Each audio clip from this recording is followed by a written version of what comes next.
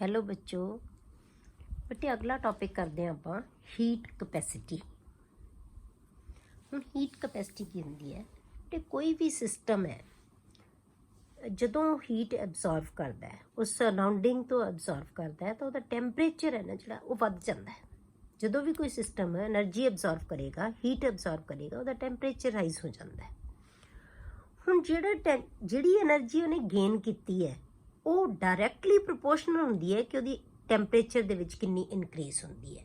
ਜਿੰਨੀ ਜ਼ਿਆਦਾ energy absorb ਕਰੇਗਾ ਉਨਾ ਟੈਂਪਰੇਚਰ ਜ਼ਿਆਦਾ ਰਾਈਜ਼ ਹੋਏਗਾ, ਜਿੰਨੀ ਘੱਟ એનર્ਜੀ ਐਬਜ਼ੌਰਬ ਕਰੇਗਾ ਟੈਂਪਰੇਚਰ ਘੱਟ ਰਾਈਜ਼ ਹੋਏਗਾ। मतलब ਕੀ ਹੈ the increase in temperature is directly proportional to the heat transferred Q। Delta T ਕੀ ਹੈ चेंज in temperature, Q ਕੀ ਹੈ heat transfer। ਤਾਂ ਆਪਾਂ ਕਹਾਂਗੇ Q is directly proportional to delta T. मतलब जिन्नी एनर्जी ज़्यादा गेन करेगा टैंपरेचर उन्ना ज़्यादा राइज करेगा, मतलब चेंज उन्नी टैंपरेचर दे विच ज़्यादा आएगी। मतलब जे तो एनर्जी एबजॉर्व की है तो टैंपरेचर बढ़ेगा, जे एनर्जी इवॉल्व की है टैंपरेचर बढ़ेगा, जे एनर्जी एबजॉर्व करेगा तो टैंपरेचर घटेगा। मतलब कि डायरैक्टली प्रोपोर्शनल है। जिन्नी भी हीट एक्सचेंज होएगी वो टैंपरेचर दे चेंज दे डायरैक्टली प्रोपोर्शनल है। हुण आपां इक्वल टू जे करदे हां बेटे तां कोफिशिएंट लगावांगे, कोफिशिएंट डेल्टा टी। कोफिशिएंट ਨੂੰ ਆਪਾਂ ਲਿਖਦੇ ਹਾਂ C ਦੇ ਨਾਲ, ਠੀਕ ਹੈ। ਕੋਫੀਸ਼ੀਐਂਟ ਨੂੰ C ਨਾਲ ਲਿਖਦੇ ਹਾਂ ਔਰ Q is equal to C delta T। ਹੁਣ C ਕੀ ਚੀਜ਼ ਹੈ ਬੇਟੇ, ਜਿਹੜਾ ਕੋਫੀਸ਼ੀਐਂਟ ਹੈ ਨਾ ਆਪਾਂ C ਇਹਨੂੰ ਕਹਿੰਦੇ ਹਾਂ ਹੀਟ ਕਪੈਸਿਟੀ, ਠੀਕ ਹੈ। ਤਾਂ ਇਹ ਹੀਟ ਕਪੈਸਿਟੀ ਹੈ। ਹੁਣ ਇਹਦਾ ਮਤਲਬ ਕੀ ਹੈ ਬੇਟੇ ਕਿ ਜਦੋਂ ਅਸੀਂ ਕਿਸੇ ਰਿਐਕਸ਼ਨ ਨੂੰ ਸਟੱਡੀ ਕਰਦੇ ਹਾਂ ਉਹਦੇ ਵਿੱਚੋਂ ਕਿੰਨੀ ਹੀਟ ਕੋਈ ਸਿਸਟਮ ਐਬਜ਼ੌਰਬ ਕਰਦਾ ਹੈ ਜਾਂ ਇਵੋਲਵ ਕਰਦਾ ਹੈ ਉਹਦੀ ਓਨੀ ਦੀ ਓਨੀ ਹੀਟ ਹੈ ਜਿਹੜੀ ਉਹ ਟੈਂਪਰੇਚਰ ਨੂੰ ਰਾਈਜ਼ ਨਹੀਂ ਕਰਦੀ। ਉਹਦੇ ਨਾਲ ਕੁਛ ਅਮਾਊਂਟ એનર્ਜੀ ਦਾ ਜਿਸ ਚੀਜ਼ ਦੇ ਵਿੱਚ ਰਿਐਕਸ਼ਨ ਹੋ ਰਿਹਾ ਹੈ ਉਹ ਵੀ એનર્ਜੀ ਨੂੰ ਗੇਨ ਕਰਦਾ ਹੈ, ਉਹਨੂੰ ਅਸੀਂ C ਦੇ ਨਾਲ ਲਿਖਦੇ ਹਾਂ। ਤਾਂ ਉਹਨੂੰ ਅਸੀਂ ਕਹਿੰਦੇ ਹਾਂ heat capacity. The coefficient C is called the heat capacity. Its magnitude depends on the size, composition and nature of the system। ਹੁਣ ਇਹਦੀ ਵੈਲਿਊ ਕਿੰਨੀ ਹੈ ਉਹ ਡਿਪੈਂਡ ਕਰੇਗੀ ਸਿਸਟਮ ਜਿਹੜਾ ਸਾਈਜ਼ ਕਿੰਨਾ ਹੈ ਜਿਹਦੇ ਵਿੱਚ ਰਿਐਕਸ਼ਨ ਹੋ ਰਿਹਾ ਉਹ ਸਿਸਟਮ ਦਾ ਸਾਈਜ਼ ਕਿੰਨਾ ਹੈ, ਉਹਦੀ ਕੰਪੋਜੀਸ਼ਨ ਕੀ ਹੈ, ਉਹਦੀ ਨੇਚਰ ਕਿਹੋ ਜਿਹੀ ਹੈ ਕਿ ਹੀਟ ਜ਼ਿਆਦਾ ਅਬਜ਼ੌਰਬ ਕਰ ਸਕਦਾ ਹੈ ਕਿ ਘੱਟ ਕਰ ਸਕਦਾ ਹੈ। ਤਾਂ ਉਹਨਾਂ ਚੀਜ਼ਾਂ ਦੇ ਉੱਤੇ ਡਿਪੈਂਡ ਕਰੇਗਾ ਇਹਦਾ ਮੈਗਨੀਟਿਊਡ, ਠੀਕ ਹੈ, ਜਿਹੜਾ ਹੈਗਾ C ਦਾ। ਹੁਣ ਜਿਵੇਂ ਆਪਾਂ ਕਰਨੀ ਹੈ ਕਿਸੇ ਵੀ ਆਪਾਂ ਜਿਹੜਾ ਸਿਸਟਮ ਦੀ ਆਪਾਂ ਕੋਈ ਹੀਟ ਸਪਲਾਈ ਕੀਤੀ ਹੈ ਉਹਨੂੰ ਆਪਾਂ ਕਿਵੇਂ ਮੈਜ਼ਰ ਕਰਦੇ ਹਾਂ ਬੇਟੇ, ਉਹਦੇ ਟੈਂਪਰੇਚਰ ਨੂੰ ਦੇਖ ਦੇਖ ਕੇ। ਜੇ ਟੈਂਪਰੇਚਰ ਵਧੀ ਜਾਏਗਾ ਆਪਾਂ ਕਹਾਂਗੇ ਹੀਟ ਐਬਜ਼ੌਰਬ ਹੋ ਰਹੀ ਹੈ, ਠੀਕ ਹੈ। ਮਤਲਬ ਕਿਵੇਂ ਆਪਾਂ ਦੇਖਦੇ ਹਾਂ ਹੀਟ ਦੀ ਐਬਜ਼ੌਰਪਸ਼ਨ ਹੈ ਇਹ ਉਹਨੂੰ ਆਪਾਂ ਟੈਂਪਰੇਚਰ ਦੇ ਨਾਲ ਮੋਨੀਟਰ ਕਰਦੇ ਹਾਂ। We can measure the heat supplied ਕਿ ਕਿੰਨੀ ਹੀਟ ਅਸੀਂ ਸਪਲਾਈ ਕਰਦੇ ਹਾਂ ਬਾਈ ਮੋਨੀਟਰਿੰਗ ਦਾ ਟੈਂਪਰੇਚਰ ਨੂੰ ਦੇਖ ਦੇਖ ਕੇ। ਟੈਂਪਰੇਚਰ ਰਾਈਜ਼ ਪ੍ਰੋਵਾਈਡਡ ਵੀ ਨੋ ਦਾ ਹੀਟ ਕਪੈਸਿਟੀ। ਮਤਲਬ ਕੀ ਹੈ ਕਿ ਕਿੰਨੀ ਹੀਟ ਕੋਈ ਸਿਸਟਮ ਐਬਜ਼ੌਰਬ ਕਰ ਰਿਹਾ ਹੈ ਉਹ ਅਸੀਂ ਕਿੱਥੋਂ ਦੇਖਾਂਗੇ, ਉਹਦਾ ਟੈਂਪਰੇਚਰ ਦੇਖ ਦੇਖ ਕੇ ਕਿ ਕਿੰਨੀ ਉਹਦੇ ਟੈਂਪਰੇਚਰ ਦੇ ਵਿੱਚ ਚੇਂਜ ਆ ਰਹੀ ਹੈ। ਪਰ ਨਾਲ ਕੀ ਹੈ ਕਿ ਉਹ ਤਾਂ ਹੋਏਗਾ ਜੇ ਸਾਨੂੰ C ਦੀ ਵੈਲਿਊ ਪਤਾ ਹੋਏਗੀ, ਉਸ ਸਿਸਟਮ ਦੀ ਕਿੰਨੀ ਹੀਟ ਕਪੈਸਿਟੀ ਹੈ ਕਿ ਉਹ ਕਿੰਨੀ ਹੀਟ ਐਬਜ਼ੌਰਬ ਆਪ ਕਰੇਗਾ। ਜੇ ਉਹ ਸਾਨੂੰ ਪਤਾ ਹੈ ਫਿਰ ਅਸੀਂ ਜਿੰਨੀ ਚੇਂਜ ਟੈਂਪਰੇਚਰ 'ਚ ਆਉਂਦੀ ਹੋ ਜਾਏਗੀ ਉਹਦੇ ਅਕੋਰਡਿੰਗ ਅਸੀਂ ਜਿਹੜੀ એનર્ਜੀ ਹੈ ਇਹਨੂੰ ਸਪਲਾਈ ਕੀਤੀ ਹੈ ਸਿਸਟਮ ਨੂੰ ਉਹਨੂੰ ਅਸੀਂ ਮੈਜ਼ਰ ਕਰ ਸਕਦੇ ਹਾਂ, ਠੀਕ ਹੈ। ਹੁਣ ਜੇ ਬੇਟੇ C ਦੀ ਵੈਲਿਊ ਜ਼ਿਆਦਾ ਹੋਏਗੀ, ਜਿੰਨੀ C ਦੀ ਵੈਲਿਊ ਜ਼ਿਆਦਾ ਹੋਏਗੀ ਤਾਂ ਉਹਦੇ ਵਿੱਚੋਂ ਜਿੰਨੀ ਅਸੀਂ ਹੀਟ ਦੇਵਾਂਗੇ ਉਹਦੇ ਵਿੱਚੋਂ ਕੁਛ ਅਮਾਊਂਟ ਹੈ ਜਿਹੜੀ ਜ਼ਿਆਦਾ ਅਮਾਊਂਟ ਜਿਹੜਾ ਹੈਗਾ ਉਹ ਕੰਟੇਨਰ ਗੇਨ ਕਰ ਲੇਗਾ, ਠੀਕ ਹੈ। ਤਾਂ ਓਨੇ ਦਾ ਓਨੀ ਹੀਟ ਟੈਂਪਰੇਚਰ ਨੂੰ ਰਾਈਜ਼ ਨਹੀਂ ਕਰੇਗੀ, ਟੈਂਪਰੇਚਰ ਦੀ ਰਾਈਜ਼ ਘਟ ਜਾਏਗੀ, ਠੀਕ ਹੈ। When C is large a given amount of heat results in only a small temperature rise, ਤਾਂ ਟੈਂਪਰੇਚਰ ਘੱਟ ਵਧੇਗਾ। ਐਂਡ ਵਾਈਸ ਵਰਸਾ ਜੇ C ਦੀ ਵੈਲਿਊ ਘੱਟ ਹੋਏਗੀ ਤਾਂ ਉਹੀ ਹੀਟ ਸਪੋਜ਼ ਕਰੋ ਇੱਕ ਕੰਟੇਨਰ ਦੇ ਵਿੱਚ ਅਸੀਂ ਰਿਐਕਸ਼ਨ ਦੋ ਅਸੀਂ ਅਲੱਗ-ਅਲੱਗ ਕੰਟੇਨਰਸ ਦੇ ਵਿੱਚ ਅਸੀਂ ਰਿਐਕਸ਼ਨ ਕਰ ਰਹੇ ਹਾਂ, ਠੀਕ ਹੈ। ਹੁਣ ਉਹਦੇ ਵਿੱਚੋਂ ਹੀਟ ਅਸੀਂ ਦੋਨਾਂ ਨੂੰ ਸੇਮ ਸਪਲਾਈ ਕਰ ਰਹੇ ਹਾਂ। ਇੱਕ ਦੇ ਵਿੱਚ ਜਿਹੜਾ ਹੀਟ ਕਪੈਸਿਟੀ ਉਸ ਸਿਸਟਮ ਦੀ ਜ਼ਿਆਦਾ ਹੈ ਤੇ ਦੂਜੇ ਦੀ ਕੀ ਹੈ ਘੱਟ ਹੈ। ਹੁਣ ਹੀਟ ਬਰਾਬਰ ਦੇ ਰਹੇ ਆ, ਜਿਹਦੀ ਹੀਟ ਕਪੈਸਿਟੀ ਜ਼ਿਆਦਾ ਹੋਏਗੀ ਬੇਟੇ ਉਹ ਜ਼ਿਆਦਾ ਆਪ ਹੀਟ ਐਬਜ਼ੌਰਬ ਕਰ ਲੇਗਾ, ਤਾਂ ਟੈਂਪਰੇਚਰ ਦੇ ਵਿੱਚ ਰਾਈਜ਼ ਕੀ ਹੋ ਜਾਏਗੀ, ਘਟ ਜਾਏਗੀ। ਦੂਜੇ ਸਿਸਟਮ ਦੀ ਆਪਾਂ ਕੀ ਹੀਟ ਕਪੈਸਿਟੀ ਘੱਟ ਹੈ, ਆਪ ਹੀਟ ਘੱਟ ਐਬਜ਼ੌਰਬ ਕਰਦਾ ਹੈ, ਤਾਂ ਫਿਰ ਕੀ ਹੋਏਗਾ, ਉਹਦੇ ਵਿੱਚ ਟੈਂਪਰੇਚਰ ਦੀ ਜ਼ਿਆਦਾ ਰਾਈਜ਼ ਹੋ ਜਾਏਗੀ। ਠੀਕ ਹੈ, ਤੇ ਹੀਟ ਕਪੈਸਿਟੀ ਦੇ ਉੱਤੇ ਡਿਪੈਂਡ ਕਰੇਗਾ ਕਿ ਕਿੰਨੀ ਜਿਹੜੀ ਟੈਂਪਰੇਚਰ ਦੇ ਵਿੱਚ ਚੇਂਜ ਆਉਣੀ ਹੈ। ਜੇ ਸੀ ਜ਼ਿਆਦਾ ਹੈ ਤਾਂ ਟੈਂਪਰੇਚਰ ਦੇ ਵਿੱਚ ਚੇਂਜ ਘੱਟ ਆਏਗੀ, ਜੇ ਸੀ ਘੱਟ ਹੈ ਤਾਂ ਟੈਂਪਰੇਚਰ ਦੇ ਵਿੱਚ ਚੇਂਜ ਜ਼ਿਆਦਾ ਆਏਗੀ। ਕਲੀਅਰ ਹੋ ਗਿਆ, ਕਿਉਂਕਿ ਹੀਟ ਇਹਨਾਂ ਦੋਨਾਂ ਦੀ ਪ੍ਰੋਡਕਟ ਦੇ ਬਰਾਬਰ ਹੈ। Q is equal to C into delta T। ਤਾਂ ਜਿੰਨੀ ਇਹ ਵੈਲਿਊ ਜ਼ਿਆਦਾ ਹੈ ਇਹਦੀ ਵੈਲਿਊ ਘੱਟ ਜਾਏਗੀ, ਜੇ ਇਹ ਵੈਲਿਊ ਘੱਟ ਹੈ ਤਾਂ ਇਹਦੀ ਵੈਲਿਊ ਜ਼ਿਆਦਾ ਹੋਏਗੀ। ਟੈਂਪਰੇਚਰ ਉਨਾ ਜ਼ਿਆਦਾ ਰਾਈਜ਼ ਹੋਏਗਾ ਜਿੰਨੀ C ਦੀ ਵੈਲਿਊ ਘੱਟ ਹੋਏਗੀ। Clear. Water has large heat capacity. Water ਦੀ ਜਿਹੜੀ ਬਹੁਤ ਹੀਟ ਕਪੈਸਿਟੀ ਹੁੰਦੀ ਹੈ ਬੇਟੇ, ਵਾਟਰ ਆਪ ਬਹੁਤ ਹੀਟ ਐਬਜ਼ੌਰਬ ਕਰ ਲੈਂਦਾ, ਮਤਲਬ ਟੈਂਪਰੇਚਰ ਤਾਂ ਬਾਅਦ 'ਚ ਵਧਣ ਲੱਗੇਗਾ। ਠੀਕ ਹੈ, ਉਹਦੀ ਹੀਟ ਕਪੈਸਿਟੀ ਆਪਦੀ ਬਹੁਤ ਜ਼ਿਆਦਾ ਹੈ। That is a lot of energy is needed to raise its temperature. ਤਾਂ ਹੁਣ ਇਹਦੇ ਟੈਂਪਰੇਚਰ ਨੂੰ ਵਧਾਉਣ ਵਾਸਤੇ ਬਹੁਤ ਐਨਰਜੀ ਸਾਨੂੰ ਦੇਣੀ ਪਏਗੀ। Clear. C is directly proportional to the amount of the substance. ਹੁਣ ਅਮਾਊਂਟ ਤੇ ਵੀ ਡਿਪੈਂਡ ਕਰੇਗੀ, ਜਿੰਨੀ ਅਮਾਊਂਟ ਜ਼ਿਆਦਾ ਹੋਏਗੀ ਬੇਟੇ, ਪਾਣੀ ਜਿੰਨਾ ਜ਼ਿਆਦਾ ਹੋਏਗਾ ਹੀਟ ਨੂੰ ਉਨੀ ਜ਼ਿਆਦਾ ਅਬਜ਼ੌਰਬ ਕਰੇਗਾ, ਜਿੰਨਾ ਪਾਣੀ ਘੱਟ ਹੋਏਗਾ ਐਬਜ਼ੌਰਬ ਉਨਾ ਘੱਟ ਕਰੇਗਾ। ਤਾਂ C ਹੈ ਜਿਹੜਾ ਹੀਟ ਕਪੈਸਿਟੀ ਹੈ ਉਹ ਸਬਸਟੈਂਸ ਦੀ ਅਮਾਊਂਟ ਦੇ ਡਾਇਰੈਕਟਲੀ ਪ੍ਰੋਪੋਰਸ਼ਨਲ ਹੈ। ਕਲੀਅਰ। ਇਹ ਚੀਜ਼ਾਂ ਨਾ ਆਪਾਂ ਜਦੋਂ ਬੇਟੇ ਆਪਾਂ ਐਨਰਜੀਜ਼ ਨੂੰ ਕੈਲਕੂਲੇਟ ਕਰਨਾ ਹੈ ਕਿ ਕਿੰਨੀ ਹੀਟ ਐਬਜ਼ੌਰਬ ਜਾਂ ਇਵੋਲਵ ਹੋ ਰਹੀ ਹੈ, ਜਾਂ ਡੈਲਟਾ H ਜਾਂ ਡੈਲਟਾ U ਨੂੰ ਜਦੋਂ ਅਸੀਂ ਮੇਜਰ ਕਰਨਾ ਨਾ, ਤਾਂ ਸਾਨੂੰ ਇਹ ਚੀਜ਼ਾਂ ਚਾਹੀਦੀਆਂ, ਤਾਂ ਅਸੀਂ ਇਹਨਾਂ ਨੂੰ ਪੜ੍ਹ ਰਹੇ ਹਾਂ ਕਿ ਹੀਟ ਕਪੈਸਿਟੀ ਦੀ ਸਾਨੂੰ ਲੋੜ ਕਿਉਂ ਹੈ, ਅਦਰਵਾਈਜ਼ ਤਾਂ ਸਾਨੂੰ ਲੋੜ ਨਹੀਂ। ਹੀਟ ਕਪੈਸਿਟੀ ਦੀ ਤਾਂ ਲੋੜ ਹੈ ਬੇਟੇ ਕਿਉਂਕਿ ਜਦੋਂ ਅਸੀਂ ਹੀਟ ਐਬਜ਼ੌਰਬ ਜਾਂ ਹੀਟ ਇਵੋਲਵ ਕੱਢਣੀ ਹੈ ਕਿਸੇ ਸਿਸਟਮ ਦੀ, ਤਾਂ ਉਹਦੇ ਵਿੱਚੋਂ ਉਹ ਸਿਸਟਮ ਵੀ ਐਬਜ਼ੌਰਬ ਕਰੇਗਾ। ਜਿਹੜਾ ਉਹ ਕੰਟੇਨਰ ਹੈ ਉਹ ਜਾਂ ਜਿਹਦੇ ਵਿੱਚ ਅਸੀਂ ਰਿਐਕਸ਼ਨ ਕਰ ਰਹੇ ਹਾਂ, ਜੇ ਪਾਣੀ 'ਚ ਕਰ ਰਹੇ ਹਾਂ ਤਾਂ ਪਾਣੀ ਨੇ ਵੀ ਐਬਜ਼ੌਰਬ ਕਰਨੀ ਹੈ ਹੀਟ। ਠੀਕ ਹੈ, ਤਾਂ ਉਹਨੂੰ ਅਸੀਂ ਤਾਂ ਸਾਨੂੰ ਪੜ੍ਹਨ ਦੀ ਲੋੜ ਹੈ। ਹੁਣ ਆਪਾਂ ਕਰਦੇ ਹਾਂ ਬੇਟੇ ਮੋਲਰ ਹੀਟ ਕਪੈਸਿਟੀ। ਹੁਣ ਮੋਲਰ ਹੀਟ ਕਪੈਸਿਟੀ ਅਸੀਂ CM ਦੇ ਨਾਲ ਇਹਨੂੰ ਲਿਖਦੇ ਹਾਂ। ਹੁਣ ਮੋਲਰ ਹੀਟ ਕਪੈਸਿਟੀ ਕੀ ਹੋਏਗੀ ਬੇਟੇ, ਜੇ ਆਪਾਂ 1 ਮੋਲ ਸਬਸਟੈਂਸ ਲੈ ਲਈਏ, 1 ਮੋਲ ਸਬਸਟੈਂਸ ਦਾ 1 ਡਿਗਰੀ ਟੈਂਪਰੇਚਰ ਰਾਈਜ਼ ਕਰਨ ਲਈ ਬੇਟੇ ਜਿੰਨੀ ਕੁਆਂਟਿਟੀ ਹੀਟ ਦੀ ਚਾਹੀਦੀ ਹੈ ਉਹਨੂੰ ਕਹਿੰਦੇ ਹਾਂ ਅਸੀਂ molar heat capacity. Heat capacity ਕੀ ਹੈ, ਟੈਂਪਰੇਚਰ ਰਾਈਜ਼ ਕਰਨ ਵਾਸਤੇ ਜਿੰਨੀ ਐਬਜ਼ੌਰਬ ਕਰਦਾ ਹੈ। ਹੁਣ ਆਪਾਂ 1 ਮੋਲ ਸਬਸਟੈਂਸ ਲੈ ਲਿਆ। ਹੁਣ 1 ਮੋਲ ਸਬਸਟੈਂਸ ਕਿੰਨੀ ਹੀਟ ਐਬਜ਼ੌਰਬ ਕਰੇਗੀ 1 ਡਿਗਰੀ ਸੈਲਸੀਅਸ ਟੈਂਪਰੇਚਰ ਨੂੰ ਰਾਈਜ਼ ਕਰਨ ਲਈ, ਉਹਨੂੰ ਕਹਿੰਦੇ ਹਾਂ ਅਸੀਂ ਮੋਲਰ ਹੀਟ ਕਪੈਸਿਟੀ।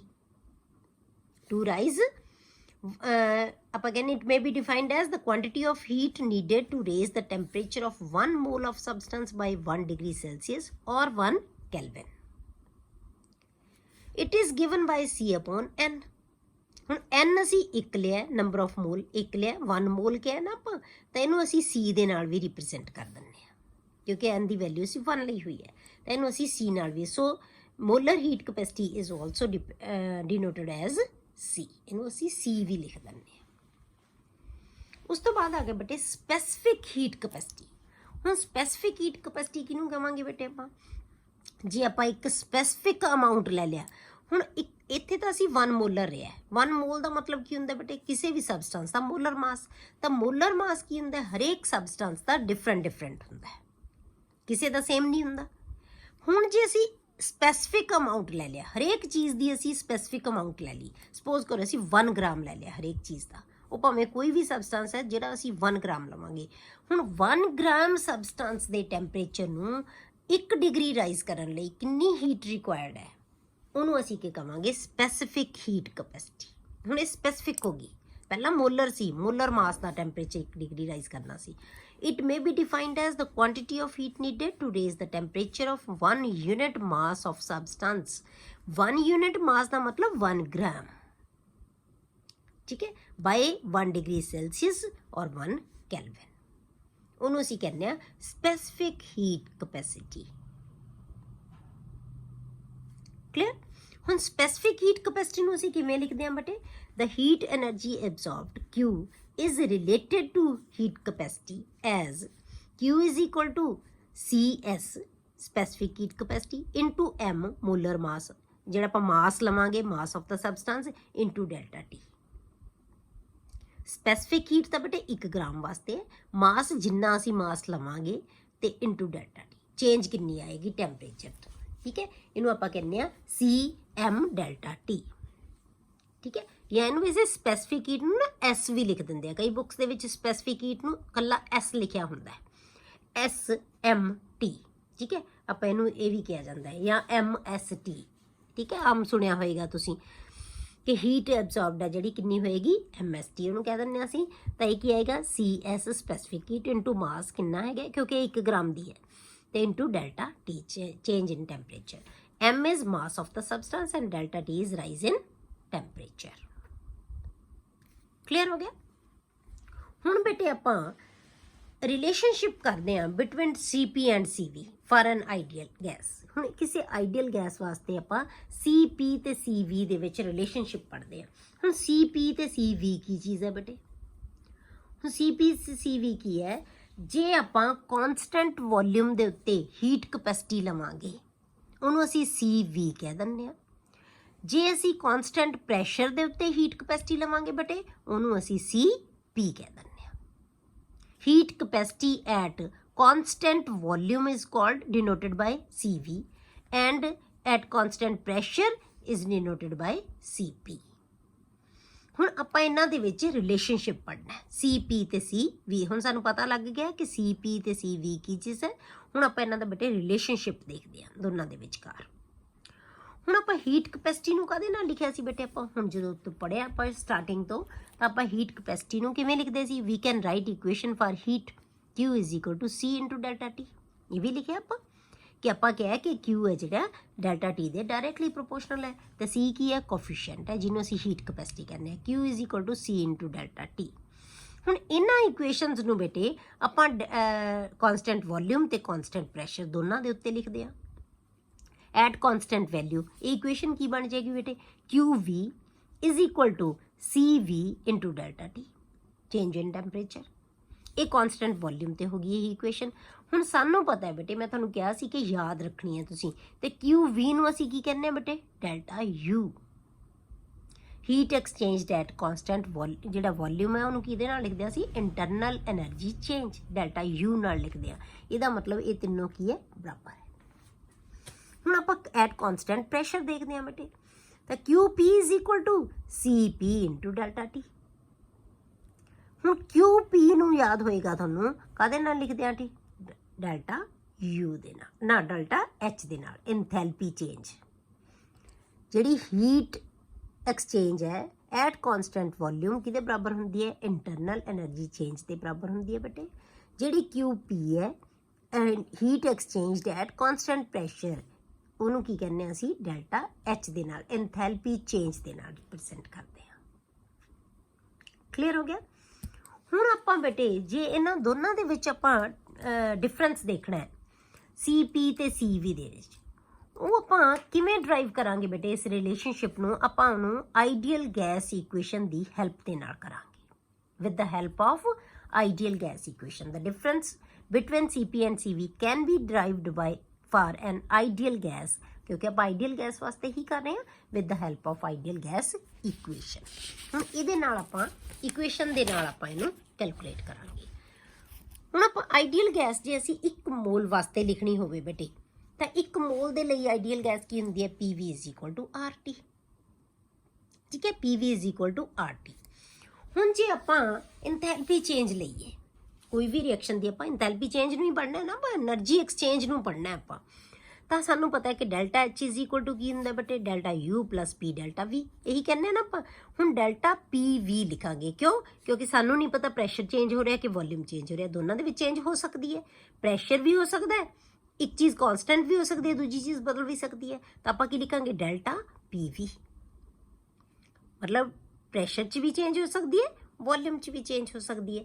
ਤਾਂ ਆਪਾਂ ਕੀ ਹੈ, ਕਿਉਂਕਿ ਆਪਾਂ ਦੋਨੋਂ ਤਰ੍ਹਾਂ ਨਾਲ ਪੜ੍ਹਦੇ ਹਾਂ, ਐਟ ਕੌਨਸਟੈਂਟ ਪ੍ਰੈਸ਼ਰ ਵੀ ਪੜ੍ਹਦੇ ਹਾਂ, ਐਟ ਕੌਨਸਟੈਂਟ ਵੋਲਿਊਮ ਵੀ ਪੜ੍ਹਦੇ ਹਾਂ ਰਿਐਕਸ਼ਨਸ ਨੂੰ। ਤਾਂ ਆਪਾਂ ਇਹ ਰਿਲੇਸ਼ਨ ਲੈ ਲਿਆ ਡੈਲਟਾ H ਤੇ delta U the. Delta H is equal to delta U plus delta PV। ਹੁਣ ਕਿਉਂਕਿ ਆਪਾਂ ਕਿਹਾ ਸੀ ਕਿ ਪ੍ਰੈਸ਼ਰ ਤੇ ਵੋਲਿਊਮ, ਜਾਂ ਕਹਿ ਲਓ ਵੋਲਿਊਮ ਚੇਂਜ ਨੂੰ ਪੜ੍ਹਨਾ ਸਾਡੇ ਲਈ ਮੁਸ਼ਕਿਲ ਹੁੰਦਾ ਹੈ, ਉਹਨੂੰ ਅਸੀਂ ਐਕੂਰੇਸੀ ਦੇ ਨਾਲ ਮੈਜ਼ਰ ਨਹੀਂ ਕਰ ਸਕਦੇ। ਤਾਂ ਆਪਾਂ ਕੀ ਕਰਦੇ ਹਾਂ? ਸਾਨੂੰ ਪਤਾ ਆਈਡੀਅਲ ਗੈਸ ਇਕੁਏਸ਼ਨ ਸਾਨੂੰ ਕੀ ਦੱਸਦੀ ਹੈ ਕਿ PV is equal to RT। R ਕੀ ਹੈ ਬੇਟੇ? ਕੌਨਸਟੈਂਟ ਹੈ, ਟੈਂਪਰੇਚਰ ਨੂੰ ਅਸੀਂ ਮੈਜ਼ਰ ਕਰ ਸਕਦੇ ਹਾਂ। ठीक है। तो आप पीवी की बजाय की लिख देंगे बेटे R T, delta R T, क्योंकि दोनों की है सेम है। Delta H is equal to delta U plus delta R T. हुण आर की है कॉन्सटेंट, इनू बाहर कढ़ दो। चेंज किहदे विच होएगी? सिर्फ टैंपरेचर की, ठीक है। चेंज किने होना? सिर्फ टैंपरेचर ने। R is constant. हुण साडे कोले ये इक्वेशन आ गई।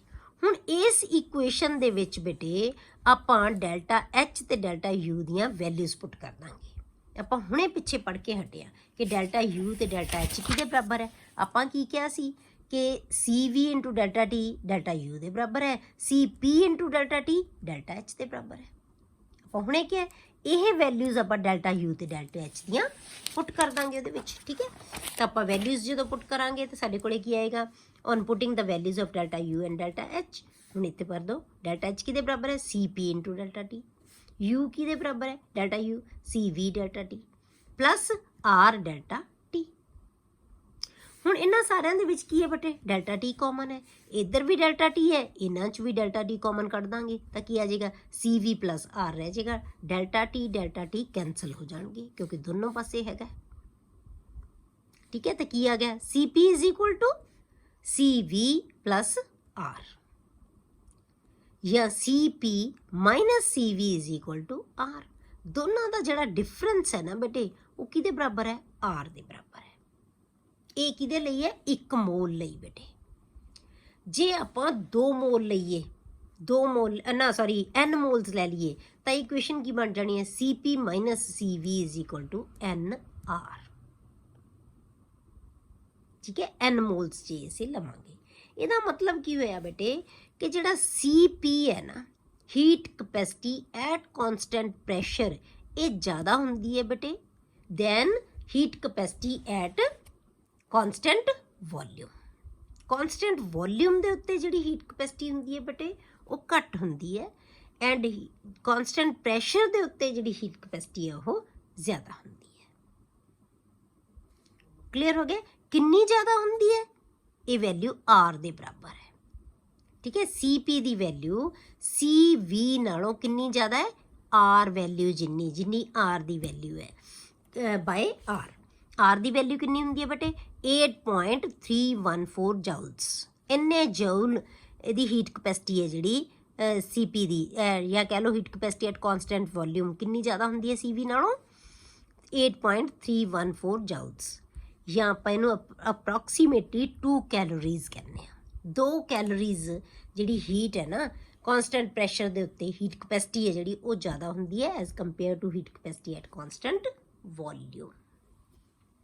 तो आपां याद रखना है कि हमेशा कॉन्सटेंट आपां लैब दे विच कॉन्सटेंट प्रैशर के उत्ते रिएक्शनस करते हैं तो यदा मतलब उन्होंने हीट कैपेसिटी की होएगी ज़्यादा होंगी है, वो ज़्यादा एनर्जी एब्जॉर्व करते हैं, ठीक है। नैक्सट लैक्चर दे विच आपां बेटे इन्हां चीज़ां वास्ते आपां पढ़िया सी कि डेल्टा एच ते डेल्टा यू जे असीं मेजर करना होवे तो फिर सानूं हीट कैपेसिटी की लोड़ सी, इस करके आपां ये टॉपिक कीता है। तो हुण आपां मेजरमेंट करांगे बेटे डेल्टा एच ते डेल्टा यू की एक्सपैरीमेंटली आपां किवें मेजर कर सकते हैं। नैक्सट लैक्चर दे विच आपां डिस्कस करांगे।